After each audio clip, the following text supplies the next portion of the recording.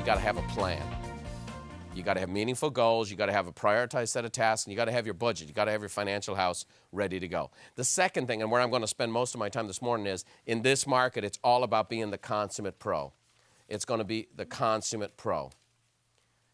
And if you want to succeed in a new era, if you want to succeed right now, you've got to be the consummate pro. And here's where it starts. Here's the first thing it starts with is a word called work. It's a 4-letter word.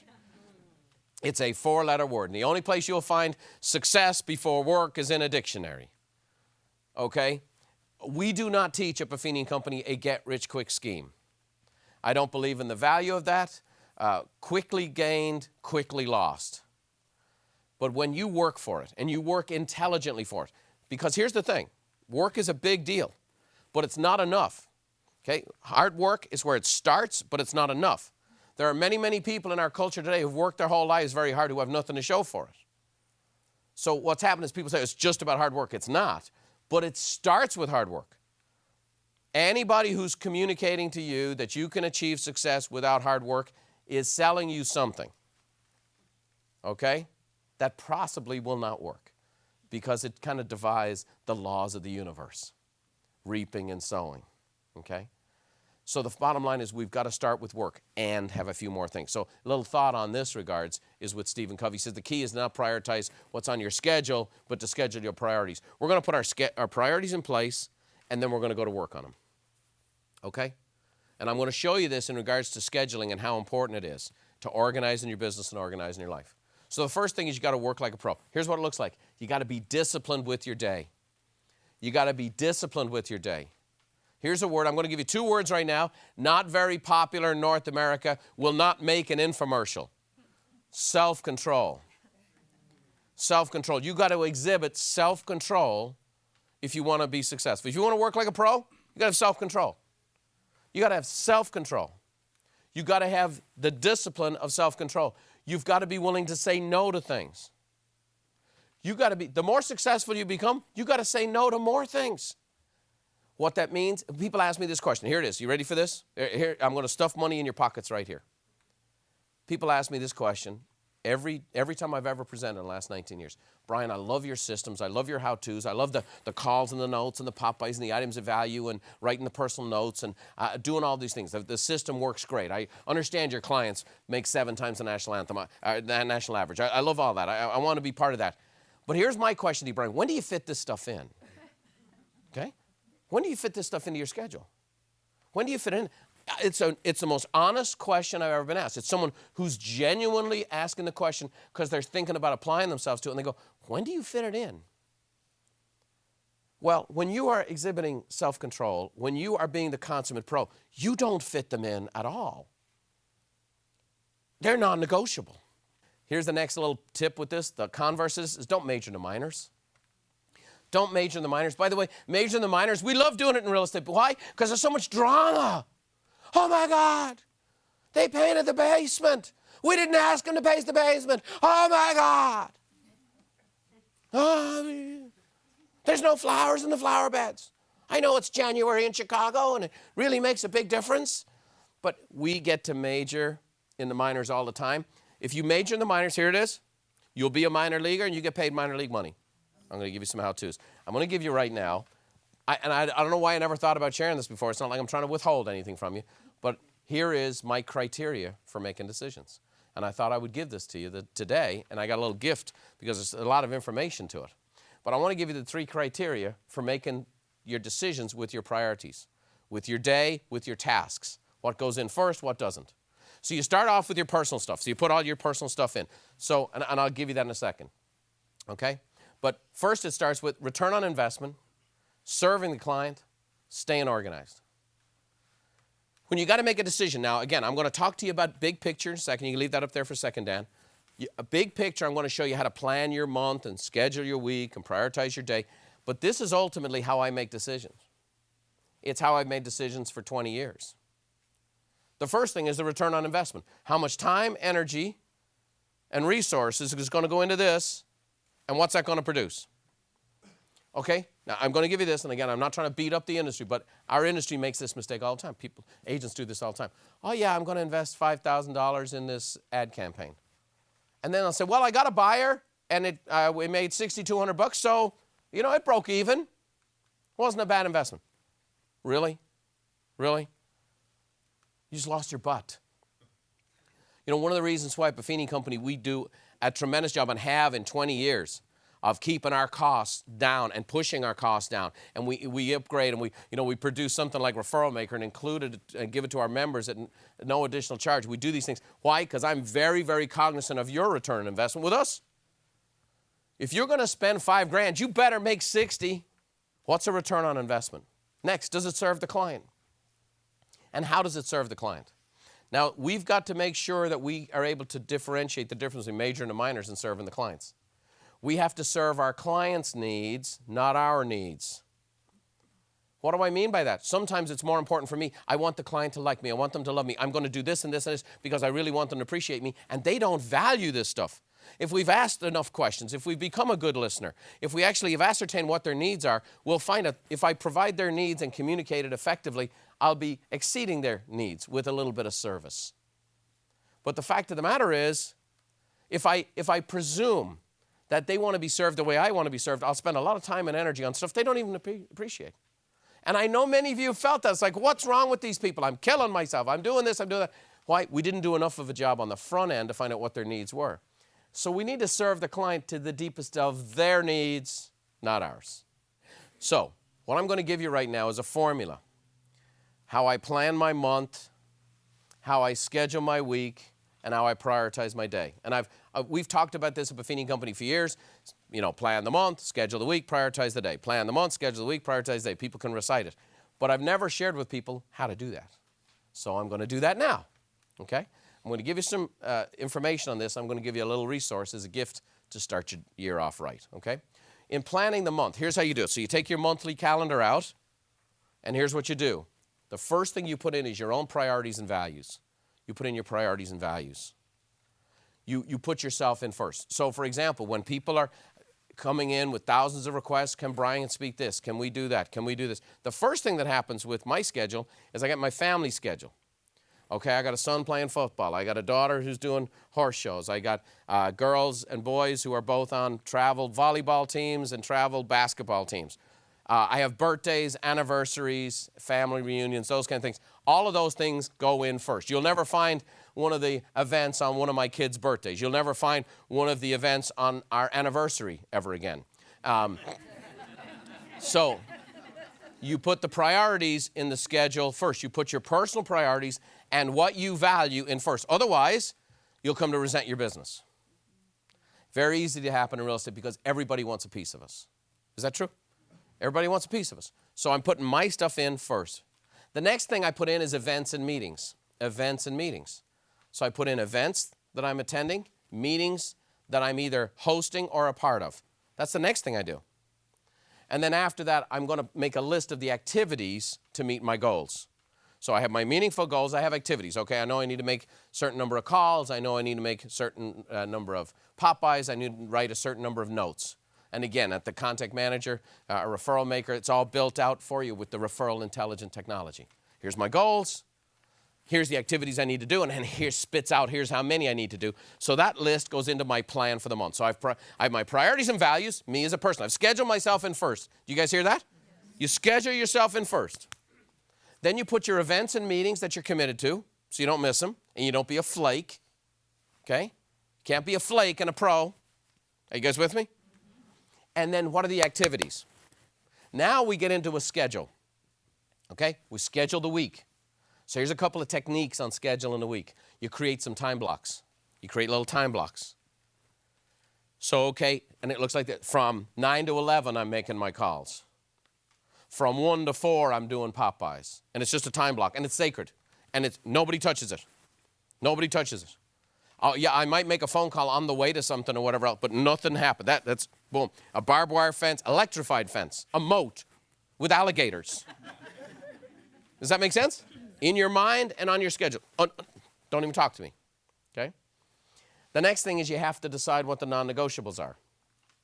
What are your non-negotiables? Now, what we do, and again, this particular broadcast is not laying out all the systems we teach to go generate leads, but what we like to do is this. Here's the activities based on referral intelligent technology. Here's the activities you need to do in order to reach your goals. The next technique in that is, what are the ones you like the best? We like to get people to do what they're good at. That doesn't mean you can abdicate. Oh, I hate writing notes, I'm never writing a note. No, but some are better at it than others. So we want to personalize your skills, your personal attributes. We want to personalize those around the system, okay? So you decide what your non-negotiables are, and then here's a little tip, and I've never taught this enough. When you schedule your week, you need to build in wiggle room. You need to build in wiggle room. Just like you have time blocks that are non-negotiable, you build in this wiggle room. Trust me, the time's going to get filled. But the greatest mistakes I've made in scheduling, and I've made this mistake a lot because I am very optimistic when it comes to my schedule, is when I have not created wiggle room. And then lastly, that's when that prioritizing the day comes in. And the formula is called, it's a weighted to-do list. That's where you get your return on investment. Does it serve the client? Stay organized. Return on investment, serve the client, stay organized. That's the dynamic there. And so I know there's a lot of content. There's 9 little how-tos in there. And again, I don't have time to go into it exhaustively. I'm going to spend some time on that in our success tour this year. And then the last little tip I'd give you here is you got to track. You got to track. Tracking is the key to working like a pro. You want to be the consummate pro? You track everything. It's one of the dynamics of why when we built Referral Maker, we built it into it. It's for you to be the consummate pro, you got to track. You got to track your activities. You got to track what you're doing. And by the way, then you're able to understand. You're able, as a business professional, say, here's the activities I'm actually doing, here's the results I'm actually getting, and here's how I can forecast where I'm actually going to be. Does that make sense? How many of you would like to know exactly where you're going to be? The biggest trial for a self-employed person is I don't know what's coming. I don't know what's coming. I don't have a salary. I don't know what to expect. The only thing you can control is yourself, your attitude, and your activities. And if you'll do these activities and track them, then you'll know how. Because if you're doing the activities and not producing a result, then you need to work on your technique. Make sense? Okay, that's it. If you're not quite getting the results, okay, technique's a little off. Let's take a look at that. But if you're doing the activities and you're tracking it, you know. If you're not tracking it, you don't even know where to start. The next thing in being the consummate pro is you got to sell like a pro. Now, for the first time ever, in 19 years of training people, I've never actually really told people how to sell. Most of what we do at Buffini Company is teaching people lead generation. Why? Because if you get enough leads and you armed with some basic tools, people want to buy, people want to sell. Yes, sure, we create some dialogues and so on and so forth, but you're going to do pretty well. If you generate leads, you're going to do pretty well. So I'm going to talk a little bit about when we finish here today about this upcoming success tour.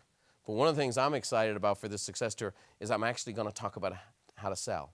So a couple of quick tips on this. You got to become a great listener. Okay? God gave us a great tip on how to be a great salesperson. He equipped us with 2 ears, 1 mouth. It's a design feature. Okay? You're buying a car, here's the design. 2 ears, 1 mouth. 2 ears, 1 mouth. 2 ears, 1 mouth. 2 ears, 1 mouth. That's the ratio. So how can you become a great listener? Only one way. Ask open-ended questions. You got to ask open-ended questions. You got to discover your clients. You got to genuinely listen. You got to write down their answers. You got to let them see you writing down their answers, and then you mirror back what you heard. So if I'm hearing you right, this is what's really important to you. This is what feeling heard by the customer is the key to sales.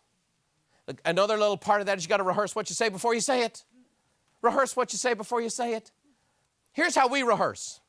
At the kitchen table, a buyer or a seller, we're trying to get a seller, and we have to get this person motivated and fired up and inspired enough to sign a contract. Sign a contract with me to represent their home where they're going to commit 6% of the total value of their home to the services I provide or with a cooperative agent. And the first time I'm going to try out a dialogue is right there. It's like in the Super Bowl. Well, let's give this a whirl, shall we? Oh, that didn't work out. When do most realtors rehearse what they say? Is after the appointment when they got their butt handed to them. On the way home in the car. They wake up the next morning. If you say this, I should have said that. we need to be getting training, we need to be putting good stuff in, and we need to practice it, okay? The next little piece here as far as the pro is the secret sauce of enthusiasm. The secret sauce of selling is enthusiasm. Enthusiasm. Nothing great was ever accomplished without enthusiasm. I want you to look at the word enthusiasm. I want you to, I-A-S-M, the last 4 letters of enthusiasm. I-A-S-M stands for I am sold myself. I am sold myself. You want to be enthusiastic. Oh, now one of the great gifts we're given in real estate is we get to be enthusiastic about a product that everybody wants. We get to sell the dream. We get to sell their hopes and dreams. It's something they already want. It's a great gift. There's 3 major needs: food, shelter, clothing. So we know they need shelter. And so people feed off enthusiasm. Are you enthusiastic about housing, or are you listening to the news 24 hours a day that says it's all going to hell in a handbasket? Are you sold on real estate? I have never met a piece of real estate I didn't love. The last little piece here is you got to grow like a pro. You want to be the consummate pro? You got to grow like a pro. You got to grow like a pro too. Okay? You work like a pro, you sell like a pro, you grow like a pro. In growing like a pro, here's a couple little things, and I'll touch more on this here in a moment. You got to invest in yourself. If you're going to be a professional, I got to tell you this didn't fit with me when I first started. The concept of spending money on myself was foreign to me. It was foreign to my family, foreign to my culture of Ireland. It was just something I was not aware of. There was no personal growth and development movement in Ireland. There still isn't one. But you come to America, there's self-help sections, and that was not the case growing up. I mean, in Ireland, self-help was, do you have 10 pints of Guinness or 12 pints of Guinness? I mean, that was kind of the day. I'm reading a book to get better. I never met anybody like that.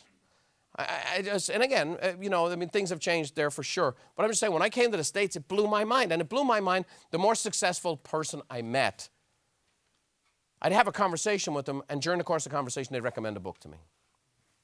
Really?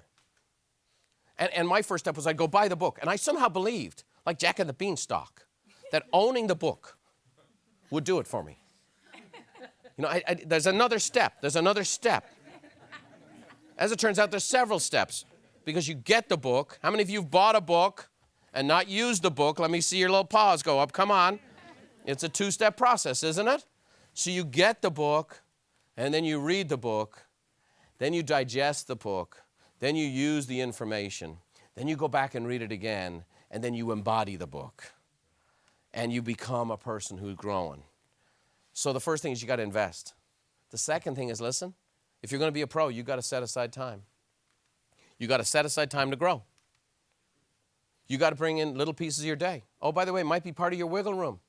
Might be part of your wiggle room. Even if it's 15 minutes in the office, 15 minutes in the car, okay? Put your beats on. Go and just read this book you've wanted to read or reread for many, many years. I mean, it's all out there. The last little piece of this, you got to connect with others. You don't grow in isolation, okay? Human beings, we're kind of like weeds. We need to be kind of connected to another weed. That's one of the things that's so exciting about what's happened over the last 19 years in training people is this community of people who like to grow and develop has developed. And it's fantastic stuff. Find someone in your office. Find someone who's a like-minded partner in your community that you can grow together. The last little piece I'm going to give you today to guarantee your success is to improve yourself by improving your business. Here's a couple things right here. Here's a couple tips.